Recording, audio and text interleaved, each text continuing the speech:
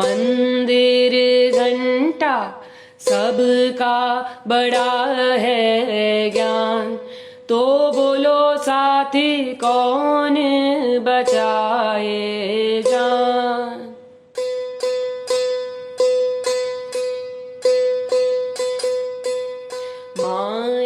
അത് എല്ലാവരും ശ്രദ്ധിക്കപ്പെട്ടു എന്ന് പറഞ്ഞാൽ തുടക്കത്തിൽ എന്നോട് ഇപ്പോൾ പലരും ഇത് കണ്ടിട്ട് വളരെ നല്ല കാര്യമെന്ന് പറഞ്ഞവരുണ്ട്.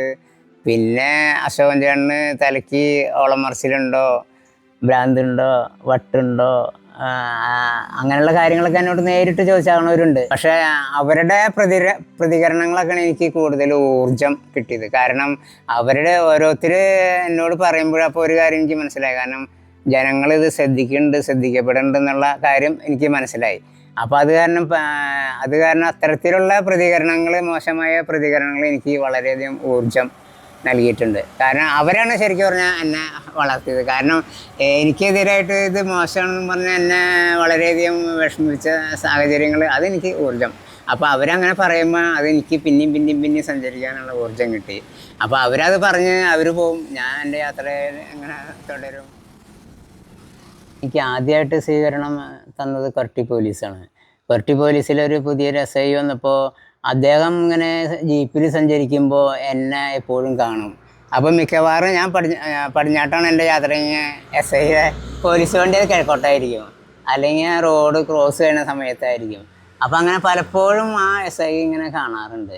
ഒരു ദിവസം കൊരട്ടിലേക്ക് പോകുമ്പോൾ അവിടെ ഈ പോലീസ് വണ്ടി വന്നെ കണ്ടപ്പോൾ എന്നെ കൈ കാണിച്ച് നിർത്തി. അപ്പോൾ അദ്ദേഹം എന്നോട് പറഞ്ഞു, എന്താ സംഭവം, എന്നിങ്ങനെ കാണാറുണ്ട്. അപ്പോൾ എനിക്ക് ഒന്നും മനസ്സിലായില്ല, വേറെ ഇതേമാതിരി ആരും കാണാറില്ല, അപ്പോൾ എന്താ സംഭവം എന്ന് എനിക്ക് മനസ്സിലായില്ല എന്ന് പറഞ്ഞ് ആ SI കാര്യങ്ങളൊക്കെ ചോദിച്ചറിഞ്ഞ് അദ്ദേഹമാണ് എനിക്ക് ആദ്യമായിട്ട് ഒരു സ്വീകരണം തന്നത്. ആ കൊരട്ടിയിലത്തെ SI ആണ്, പോലീസ് ഡിപ്പാർട്ട്മെൻറ്റ്. കൊരട്ടി പഞ്ചായത്ത് കൂടിയിട്ടാണ് അവാർഡൊക്കെ തന്നത്. അപ്പോൾ അത് എനിക്ക് വല്ലാത്തൊരു സംഭവമായിരുന്നു. ഇതേമാതിരി ഞാനൊരു ദിവസം എൻ്റെ കൂട്ടുകാരൻ ഏലൂരുണ്ട്, ശശി അത്തക്കുടം. അപ്പോൾ അദ്ദേഹത്തിനെ കാണാൻ ഞാൻ സൈക്കിളിൽ ഏലൂർക്ക് പോകുമ്പോൾ, കളമശ്ശേരി വഴി ഏലൂർക്ക് പോകുമ്പോൾ ഒരു സിഗ്നൽ വന്നപ്പോൾ ഞാൻ വണ്ടി നിർത്തി. അപ്പോൾ എൻ്റെ ഫ്രണ്ടിൽ ഒരു ഭാര്യയും ഭർത്താവും ഹെൽമെറ്റ് വെച്ച് യാത്ര ചെയ്യുന്നുണ്ടായിരുന്നു ബൈക്കിൽ. അപ്പോൾ ഭാര്യ ഹെൽമെറ്റ് കൈത്തണ്ടയിൽ തൂക്കിയിട്ടുണ്ട്, ഭർത്താവ് ഹെൽമെറ്റ് വെച്ചിട്ടില്ല. രണ്ടാൾക്കും ഹെൽമെറ്റ് ഉണ്ട്. അപ്പോൾ ഞാൻ അവരോട് പറഞ്ഞു, സാറേ ക്ഷമിക്കണം, ഹെൽമെറ്റ് ഉപയോഗിച്ച് യാത്ര ചെയ്യണം, അപ്പോൾ അത് പ്രത്യേകം ശ്രദ്ധിക്കണം, ഹെൽമെറ്റ് വെക്കാതെ യാത്ര ചെയ്യരുത് എന്ന് പറഞ്ഞു. അപ്പോഴേക്കും സിഗ്നൽ ഓണായപ്പോൾ ഞങ്ങൾ യാത്ര തുടർന്നു. അപ്പോൾ അത്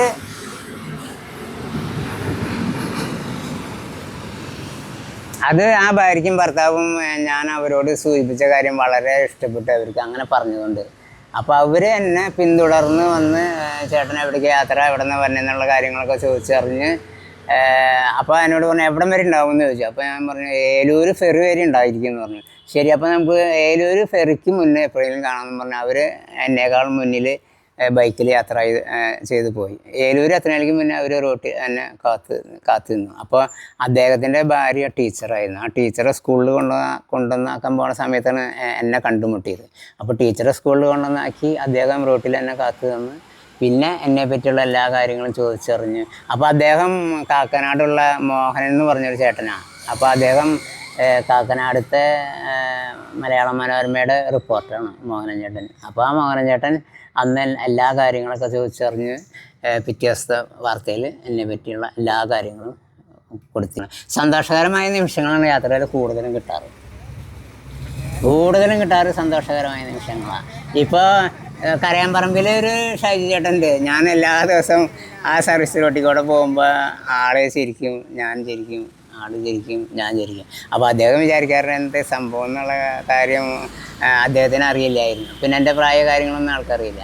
ഒരു ദിവസം ആൾ എന്നെ കൈ കാണിച്ച് നിർത്തി എന്താ സംഭവം എന്ന് ചോദിച്ച് കാര്യങ്ങളൊക്കെ ചോദിച്ചറിഞ്ഞ് അവിടെ നിർത്തി. അപ്പോൾ അന്നുകൂടെ ഞങ്ങൾ സുഹൃത്തുക്കളായി. അപ്പോൾ ഞാൻ നിന്ന് കാര്യങ്ങളൊക്കെ പറഞ്ഞ് എന്നെ മനസ്സിലാക്കിയപ്പോഴാണ് ഇത് ഇത്ര പ്രായമുള്ള ഒരാളാണെന്നും ഇത് സമൂഹത്തിന് നല്ലൊരു സന്ദേശം നൽകുന്ന യാത്രയാണെന്നും ഇത് മറ്റാരും ചെയ്യാത്ത ഒരു കാര്യമാണെന്നും എല്ലാവർക്കും ഇത് ആവശ്യമുള്ള കാര്യമാണെന്നും അങ്ങനെയുള്ള കാര്യങ്ങളൊക്കെ അദ്ദേഹത്തിന് ബോധ്യപ്പെട്ടത് അദ്ദേഹമായിട്ട് പരിചയപ്പെട്ട ആ നിമിഷമാണ്.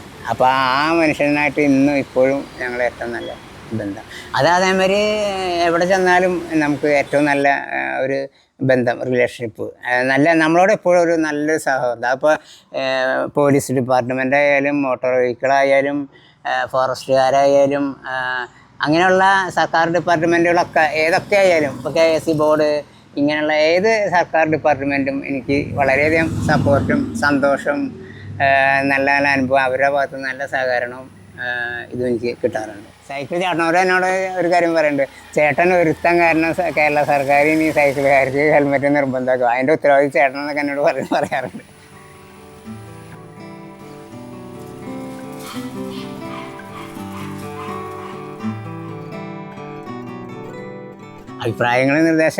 നിർദ്ദേശങ്ങൾ ഉണ്ടാവാറുണ്ട്, അഭിപ്രായങ്ങൾ ഉണ്ടാവാറുണ്ട്, ഒക്കെ ഉണ്ടാവാറുണ്ട്. എല്ലാം അത് നമ്മളെ നിരന്തരം സംഭവിക്കുന്ന കാര്യങ്ങളാണ്.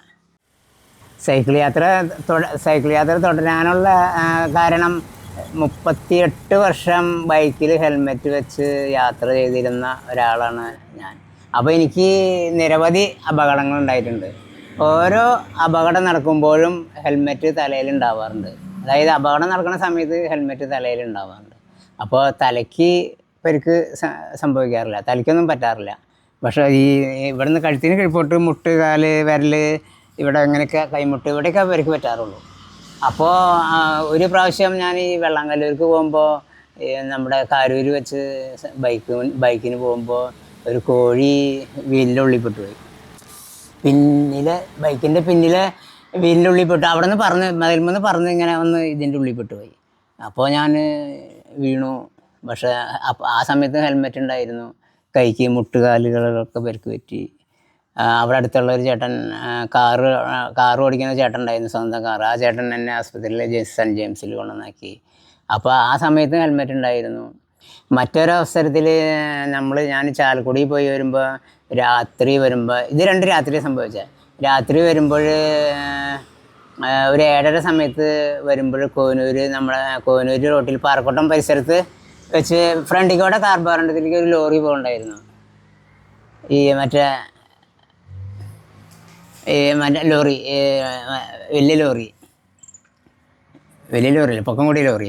അപ്പോൾ ആ ലോറി കടന്നു പോയി. ഇപ്പോൾ ഈ കേബിൾ TV വയറ് പൊട്ടിയിട്ട് അത് ഇങ്ങനെ നാണ്ട് ഉണ്ടായിരുന്നു. അപ്പോൾ ആ ലോറി പോയിട്ട് പിന്നെ വന്നത് ഞാനും ഭാര്യയും കൂടി വന്ന് ലോറിയുടെ പിന്നാലെ. നമ്മൾ കാണാനില്ല. പിന്നെ വാഹനത്തിന് അല്പം ലേറ്റ് കുറവുണ്ടായിരുന്നു. അപ്പോഴും ഈ കേബിള് കഴുത്തിൽ കുടുങ്ങി ഞങ്ങൾ ഇങ്ങടെ കിഴക്കോട്ട് സഞ്ചരിച്ചിരുന്ന ഞങ്ങൾ ബൈക്ക് പടിഞ്ഞാട്ടേക്ക് തിരിഞ്ഞിട്ട് ഞങ്ങൾ രണ്ടാളും കൂടി വീണ്. അപ്പോഴും ആ സമയത്തും ഹെൽമെറ്റ് ഉണ്ടായിരുന്നു. പരിക്കുകൾ പറ്റുള്ളൂ, തലയ്ക്കൊന്നും പറ്റിയില്ല. അപ്പോൾ ഇതേമാതിരിയുള്ള ഒരേ അപകടങ്ങൾ നടക്കുമ്പോഴും ഹെൽമെറ്റ് ഉപയോഗിക്കുന്നതുകൊണ്ട് ശരീരത്തിന് മാത്രമേ പറ്റുള്ളൂ, തലയ്ക്ക് പറ്റാത്തത് കൊണ്ട്. അപ്പോൾ എൻ്റെ അനുഭവം മറ്റുള്ളവരോട് പറഞ്ഞ് മനസ്സിലാക്കുന്നതിന് വേണ്ടിയിട്ട് ബൈക്ക് യാത്ര ഒഴിവാക്കി സൈക്കിളിൽ 2018 ജൂലൈ മാസം 28-ാം തീയതി തുടങ്ങി ഈ ഹെൽമെറ്റ് വെച്ച് ഈ സൈക്കിളിൽ യാത്ര തുടരണം. അത് ഇന്നും ഇപ്പോഴും തുടർന്നുകൊണ്ടിരിക്കണം. സൈക്കിൾ വാങ്ങാൻ കാരണം എനിക്ക് ഈ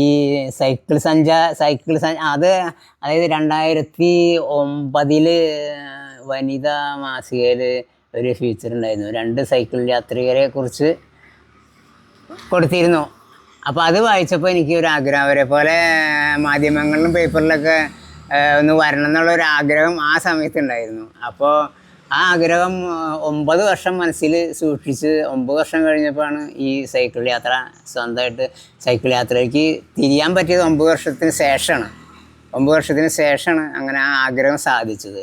അങ്ങനെയാണ് ഹെൽമെറ്റ്. അപ്പോൾ ബൈക്കിൽ ഹെൽമെറ്റ് വെച്ച് പോകുമ്പോൾ ഹെൽമെറ്റ് ബോധവൽക്കരണം ബൈക്കിൽ നമ്മൾ നടത്തുമ്പോൾ അത് ശ്രദ്ധിക്കില്ല. എല്ലാവരും ഹെൽമെറ്റ് വെച്ച് പോകണം, നമ്മൾ ഹെൽമെറ്റ് വെച്ചിടണം. അപ്പോൾ അത് നമുക്ക് ശ്രദ്ധിക്കപ്പെടാൻ പറ്റില്ല. അപ്പോൾ അതിന് വ്യത്യസ്തത വേണം. അപ്പോൾ സൈക്കിളിൽ നമ്മൾ ഹെൽമെറ്റ് വെച്ച് പോകുമ്പോൾ എല്ലാവരും ശ്രദ്ധിക്കപ്പെടും. അപ്പോൾ അതാണ് ഈ ഹെൽമെറ്റ് യാത്ര സൈക്കിളിലേക്ക് ആക്കിയത് ആ ഒറ്റ കാരണം കൊണ്ടാണ്. അപ്പോൾ അത് എല്ലാവർക്കും ശ്രദ്ധിക്കാൻ പറ്റി. അപ്പോൾ അങ്ങനെ ഇപ്പോഴും 8ാമത്തെ വർഷമായിട്ട് ഇപ്പോഴും തുടർന്നുകൊണ്ടിരിക്കുന്നു ഈ ഹെൽമെറ്റ് ബോധവൽക്കരണം. സൈക്കിൾ സഞ്ചാരം എനിക്ക് വളരെ ഇഷ്ടമുള്ള യാത്രയാണ്. അപ്പോൾ ആ മനസ്സിലുണ്ടായിരുന്ന ആ ആ മനസ്സിലുണ്ടായിരുന്ന ആഗ്രഹം സാധിച്ചത് ഈ സൈക്കിള് 2018 ജൂലൈ 28 വാങ്ങിച്ചപ്പോഴാണ് ആ ആഗ്രഹം സാധിച്ചത്. അപ്പോൾ അതെനിക്ക് വളരെയധികം സന്തോഷകരമായി. പ്രത്യേകിച്ച് ഭാര്യ രത്നവല്ലിയാണ് ഈ സൈക്കിള് വാങ്ങിച്ചു തന്നത്. അപ്പോൾ അത് വളരെയധികം ഇഷ്ടപ്പെട്ടു. അപ്പോൾ അന്ന് തുടങ്ങി അങ്ങനെ യാത്ര തുടങ്ങി. പിന്നെ സൈക്കിൾ വാങ്ങിച്ചു. അപ്പോൾ തന്നെ LICന്ന് ഒരു പുതിയ നീല ഹെൽമെറ്റ് അവർ തന്നു. ആ നീല ഹെൽമെറ്റ് വെച്ചിട്ടാണ് ചാലക്കുടിയിൽ നിന്ന് ആദ്യമായിട്ട് ഈ കോനൂർക്ക് എൻ്റെ വീട് വരും സൈക്കിളിൽ യാത്ര തുടങ്ങിയത്. അപ്പോൾ പുതിയ സൈക്കിളും കിട്ടി, പുതിയ ഹെൽമെറ്റും കിട്ടി. അപ്പോൾ അങ്ങനെ ആ യാത്ര തുടർന്നുകൊണ്ട് ഇപ്പോഴും തുടർന്നുകൊണ്ടിരിക്കണം. വിവാഹ ജീവിതത്തെ പറ്റി പറഞ്ഞാൽ എനിക്ക് ഇഷ്ടപ്പെട്ട ആളെയാണ് ഞാൻ വിവാഹം ചെയ്താക്കണത്. എൻ്റെ ഭാര്യ രത്നവല്ലി ഞാനും കൂടി ഒരുമിച്ച് പഠിച്ചതാണ്. അപ്പോൾ അന്ന് എൻ്റെ മനസ്സിലിങ്ങനെ ഇഷ്ടപ്പെട്ട ഒരാളായിരുന്നു. അപ്പോൾ അത് പിന്നീട് എനിക്ക് ഇഷ്ടപ്പെട്ടത് കൊണ്ട് ഞാൻ ഇഷ്ടപ്പെട്ട എൻ്റെ ഭാര്യ രത്നവല്ലിനെ തന്നെയാണ് 43 വർഷം മുന്നേ വിവാഹം ചെയ്തത്. ഇത് വായിച്ചു നോക്കൂ. അപ്പോൾ ഇഷ്ടപ്പെട്ട ആളെ കഴിക്കണം എന്നുള്ള ആഗ്രഹം കൊണ്ട് നമ്മൾ ആലോചിച്ച് വീട്ടിൽ ചെന്ന് ആലോചിച്ച് അങ്ങനെ കഴിച്ചു. അതിന് മുന്നേ ഒന്ന് രണ്ട് കത്തുകളൊക്കെ എഴുതി. അപ്പോൾ അവിടെ കത്തുകൾ എഴുതിയപ്പോൾ അവർ നാല് അളിയന്മാരൊക്കെ ഉണ്ട്. അപ്പോൾ ആദ്യമായിട്ട് എഴുതണ കത്ത് ചെല്ലുമ്പോൾ എങ്ങനെയാണ് അവിടുത്തെ പ്രതികരണം എന്ന് എനിക്ക് അറിയില്ല. അപ്പോൾ ഞാൻ അത് പേര് ചെറിയൊരു വ്യത്യാസം വരുത്തി. അശോകൻ എന്നുള്ളത് ആശ എന്ന് ഞാനൊരു പേര് ചുരുക്കി പുതിയൊരു പേരാക്കി ആശ എന്നും പറഞ്ഞ് അഡ്രസ്സ് എഴുതി. ആ കത്ത് വീട്ടിലേക്ക് പല പ്രാവശ്യം കത്തെഴുതി. അപ്പോൾ പിന്നെ ആർക്കും അത് സംശയം തോന്നില്ല, ആണമാർക്കാർക്കും സംശയങ്ങളൊന്നും തോന്നില്ല. അപ്പം അങ്ങനെ ഒരു ആശ എന്ന പേരിൽ കത്തെഴുതി. അങ്ങനെ കുണ്ടോഴിപ്പാടത്തുനിന്ന് ഞങ്ങൾ ഒരുമിച്ച് പഠിച്ച രത്നവല്ലിനെ കല്യാണം കഴിഞ്ഞിട്ട് ഇപ്പോൾ ഞങ്ങൾ 43 വർഷം കഴിഞ്ഞു. അപ്പോൾ അങ്ങനെ ഇഷ്ടപ്പെട്ട ആളെ അങ്ങനെ കല്യാണം കഴിച്ചു. ഞാൻ അന്ന് എഴുതിയ കത്തുകളൊക്കെ 43 വർഷം മുന്നേ എഴുതിയൊക്കെ എല്ലാവരും സൂക്ഷിച്ചൊക്കെ വെച്ചിട്ടുണ്ട്.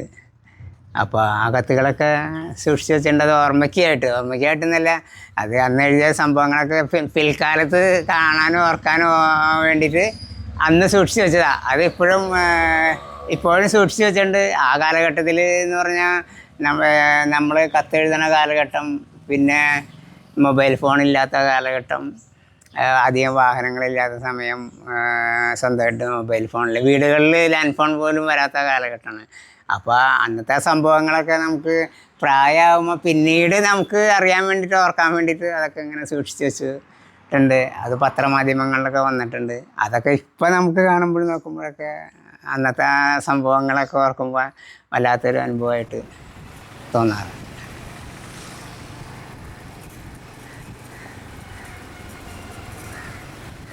എന്നെക്കുറിച്ച് കൂടുതൽ പത്രത്തിൽ വാർത്ത കൊടുത്താണത് മലയാള മനോരമയുടെ ഒരു അരുണുണ്ട് ഇവിടെ തൊട്ടടുത്ത്, പെരുമ്പിയല്ല, സ്നേഹനഗറിൽ അരുണുണ്ട്. അരുൺ മനോരമയുടെ റിപ്പോർട്ടറാണ്. അപ്പോൾ അദ്ദേഹമാണ് എൻ്റെ വാർത്തകളൊക്കെ കൂടുതൽ എന്നെ പറ്റി ഓരോ സാഹചര്യം വരുമ്പോൾ ആൾ എന്നോട് ചോദിച്ചത് അങ്ങനെയൊക്കെ. അപ്പോൾ എന്നോട് ചോദിച്ചാൽ അശോകൻ ചേട്ടൻ നാളെ ഇങ്ങനെ സംഭവമാണ് നമുക്ക് എന്തെങ്കിലും എന്നൊക്കെ ചോദിക്കുമ്പോൾ അപ്പോൾ ഞാൻ അതിന് പറ്റിയ സാഹചര്യങ്ങളുണ്ടെങ്കിൽ ആളോട് പറയും. അപ്പോൾ ആൾ വാർത്ത കൊടുക്കും. അപ്പോൾ അദ്ദേഹത്തിനെക്കുറിച്ച് കൂടുതൽ വാർത്ത പല പ്രാവശ്യം 4 പ്രാവശ്യത്തിൽ കൂടുതൽ മനോരമയിലെ വാർത്ത ഈ അരുൺ കൊടുത്തിട്ടുണ്ട്. അപ്പോൾ ഓരോ സാഹചര്യം വരുമ്പോൾ ആൾ അങ്ങനെ നമ്മൾ അന്വേഷിച്ച് തേടി വരും. അപ്പോൾ അങ്ങനെ ലോക സൈക്കിൾ ദിനത്തിൽ എൻ്റെ സൈക്കിൾ യാത്രയെ പറ്റി അരുൺ വാർത്ത കൊടുത്തു. ഇനി എനിക്ക് ഇവിടുന്ന് കന്യാകുമാരി വരെയും സൈക്കിളിൽ യാത്ര ചെയ്യണം എന്നുള്ള ആഗ്രഹങ്ങളുണ്ട്. പിന്നെ അത് കഴിഞ്ഞ് കാശ്മീർ വരെയും ഒറ്റയ്ക്ക് യാത്ര സൈക്കിളിൽ ചെയ്യണം എന്നുള്ള ആഗ്രഹങ്ങളുണ്ട്. അപ്പോൾ ആഗ്രഹങ്ങളൊന്നും സാധിച്ചിട്ടില്ല. ആഗ്രഹങ്ങൾ മനസ്സിൽ ഇപ്പോൾ 8 വർഷമായിട്ട് ആഗ്രഹം മനസ്സിലുണ്ട്, സൈക്കിളിൽ യാത്ര ചെയ്യണം എന്നുള്ളത്. കാശ്മീർ വരെ, കന്യാകുമാരി. അപ്പോൾ കാശ്മീരിക്കൊക്കെ പോകുമ്പോഴുള്ള പ്രശ്നം നമുക്ക് മലയാളം അല്ലാതെ നമുക്ക് ഭാഷകളൊന്നും അറിയാത്തൊരു ബുദ്ധിമുട്ടുണ്ട്. അപ്പോൾ അതുകൊണ്ടൊക്കെ ഉള്ളൊരു ഭയപ്പാടുണ്ട്. വേറെ ഭാഷകളൊന്നും നമുക്കറിയില്ല, മലയാളം മാത്രമല്ലേ അറിയുള്ളൂ. അപ്പോൾ അതിൻ്റെ ബുദ്ധിമുട്ടുകളൊക്കെ ഉണ്ട്. പിന്നെ സൈക്കിളിൽ പോകണമെങ്കിൽ മാസങ്ങൾ കഴിഞ്ഞാൽ നമുക്ക് അവിടെ എത്താൻ പറ്റുള്ളൂ. അപ്പോൾ അങ്ങനെ കുറേ ബുദ്ധിമുട്ടുകൾ മാനസികമായിട്ട് ശാരീരികമായിട്ടും ഉള്ളതുകൊണ്ട് ഈ യാത്രകളൊന്നും ഇതുവരെയും സാധിച്ചിട്ടില്ല. ആഗ്രഹങ്ങൾ ഇപ്പോഴും ഉണ്ട്. അശോക് ചേട്ടൻ ഇവിടെ എല്ലാവർക്കും പ്രിയപ്പെട്ട ഒരാളാണ്. അശോക് ചേട്ടന് കൊരട്ടി പോലീസിന്റെ എല്ലാവിധ ആശംസകളും എല്ലാവിധ സഹകരണങ്ങളും ഞങ്ങൾ കൊടുക്കുന്നുണ്ട്. ഞങ്ങൾക്കൊക്കെ വലിയ പ്രചോദനം തന്ന ഒരു വ്യക്തിയാണ്. സൈക്കിളിന് പോകുന്ന ഒരാൾ ഹെൽമെറ്റ് വെച്ച് പോകുന്നത് ആദ്യമായിട്ട് കാണുന്ന ഒരു പ്രത്യേകതയാണല്ലോ. അങ്ങനെയാണ് ഹെൽമെറ്റ് അശോകൻ എന്നറിയപ്പെട്ട. ഇതെൻ്റെ സ്വന്തം വരികളാണ്. എൻ്റെ ഒരു ആഗ്രഹം കൊണ്ട് ഇങ്ങനെ സ്വന്തം വരികൾ എഴുതിയതാണ്. അപ്പോൾ അതൊന്ന് നമുക്ക് ഒന്ന് പാടി നോക്കാം. അമ്മ വിളിക്കണ്, അരി തിളയ്ക്കണ്, കുഞ്ഞുകരയണ്, ദോശ കരിയണ്, ഫോണടിക്കണ്, കടുകു വറുക്കണ്, ബോറടിക്കണ്, ബീറടിക്കണ്, തുണി നരയ്ക്കണ്, മുടി നരയ്ക്കണ്, മനസ്സ് മടുക്കണ്, ഇല പൊഴിയണ്, മുറ്റമടിക്കണ്, നടുപൊടിയണ്, മരം മുറിക്കണ്, കടലിരമ്പണ്, തിരയടിക്കണ്, മഴ ചാറണ്, ഇടിവെട്ടണ്, അരി പൊടിക്കണ്, പൊടി വറുക്കണ്, അച്ചപ്പം കടിക്കണ്, അമ്മായി വിളിക്കണ്, കൊയലപ്പം കടിക്കണ്, കുഞ്ഞമ്മ വിളിക്കണ്. माया मन का मंदिर घंटा, सबका बड़ा है ज्ञान, तो बोलो साथी कौन बचाए जान, क्योंकि बिखरी प्रजा और जनता डरी